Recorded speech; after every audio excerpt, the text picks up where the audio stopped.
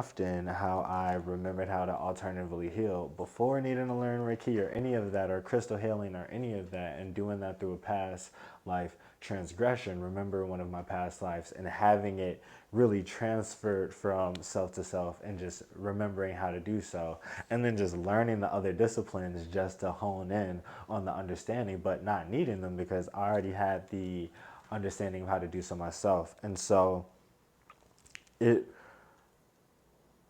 it always makes me very happy when, again, people of scientific disciplines have these experiences, because what happens is they go, if this is real, and you have to find out if it's real, because it's transcendental experiences or connections. All of them are transcendental experiences. But again, connections or contact or communications with, whether it be interdimensional beings or source itself, which is beyond being an interdimensional being, pervading all of consciousness. It makes you almost need proof, because you're really in the scientific field, because you have questions about life that you are working out on the daily to really get intact with your soul and understand how all of this is operating. And so when these experiences happen to you, they're so shaking at the core of your soul that you go, I really don't know anything else but to now go, okay, I had this experience which felt extrasensory, which we've all pretty much been programmed to understand that are not possible for the most part. And so maybe a hint of, oh, it's coincidence pretty much is what it gets brushed off as. But to have the experience full on, to have an outer body experience and know that you've come out of your body and viewed your body, and to be able to feel your body where it is, but also have an existence or a copy, a light copy of yourself in a different place, and have a much greater awareness, so a much greater vision of all of these things, while many times many people have, as Mary did, are having these NDEs, but outer body experiences coupled with NDEs. And so therefore it's a lot of chaos going around you, but still having that sense of peace that everything is going to be all right, that you are actually protected, whether you have a light around you or not, whether you have, a guide around you or not. You have the understanding that everything is as it's meant to be. And it's not that you are almost what it ends to be, because this is how you feel, is not as in a dire position as you actually are, in your body.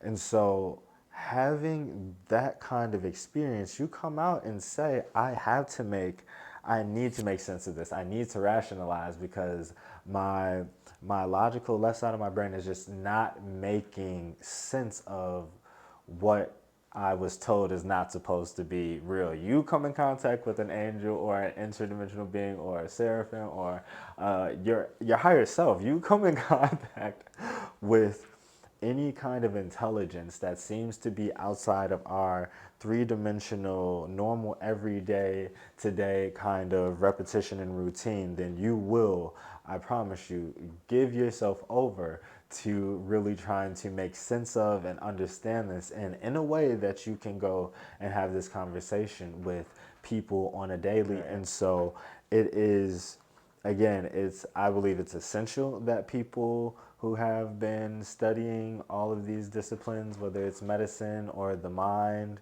or whatever it is, that they are also having these experiences that are, had by people of all kind of walks of life and induced in multiple ways, whether we're talking in a dream, whether we're talking about using hallucinogens, whether we're talking meditation, any kind of way that transcendental experiences are coming to the forefront of people's consciousness and helping them transcend all their old barriers.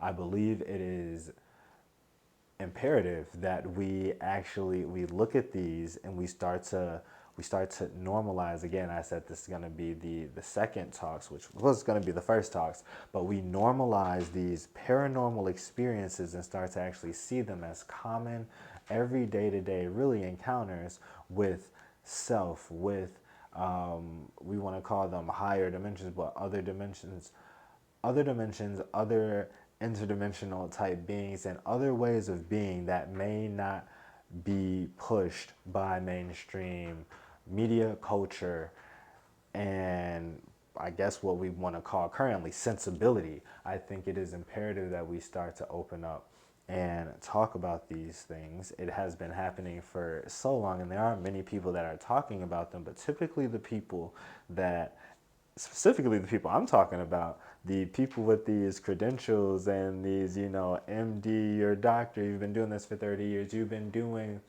neurology or, quantum mechanics, all of these different fields, you've been doing them for so long that the moment you mention something such as, oh, I encountered angels when I died, or I went to the afterlife, or I saw what was going to happen tomorrow, 2 days away, or whenever it was, or I had contact with something that was beyond me that let me know, or imbued or reminded me of the abilities that I have to do such and such.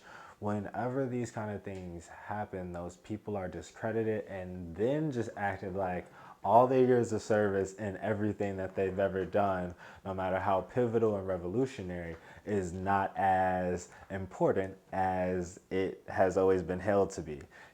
People will get stripped of, especially if they're in a place that is, let's say, top secret or very too cold, we'll say.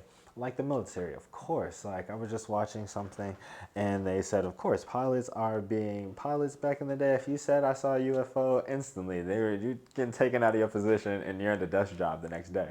And so now I think it's more important than ever with UFO disclosure and all of these other paranormal phenomena being really brought to the forefront of our consciousness on a daily by many people, again, sane people. I think it's now about time that we address it. And I feel like I've been called forth to do my part in letting it be known what I have experienced years ago, but didn't want to be considered as crazy and like, oh man, this man done lost it. And so, but now I feel like it is very much so time to do that. And that's what we're here to talk about today. Now, my first example of telepathic communication is going to be something that we can all relate with, and that's why I think it came to mind for me to start with this one. And it started when I was very interested in all this stuff, open up the third eye, doing all these things that were, let's say, being told that you could do, but they were sort of, it wasn't as much of a hot topic back then, but if you were looking into esotericism, then it was one of the first things that popped up, and you'd be like, oh, what? You can see, you can travel? Let me go ahead and test this out.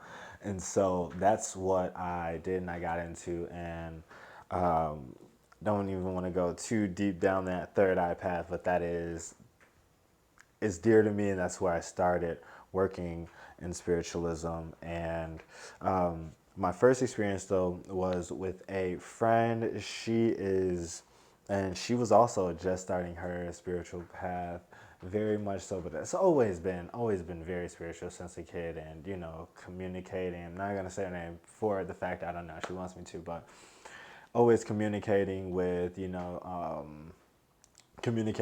other dimensional type of beings, and just very in tune, knowing what was going on at a, again, very young age. As I would say, and I haven't even went into the depths of what I experienced as a child and growing up in the terms of being able to communicate, but we were very much so having that same experience at the same time. And so it was fun to, we came into like even tarot cards and stuff. We went to the park and we're just like testing out, talk, like learning together and that kind of thing. So it was very fun. And she has always been a healer.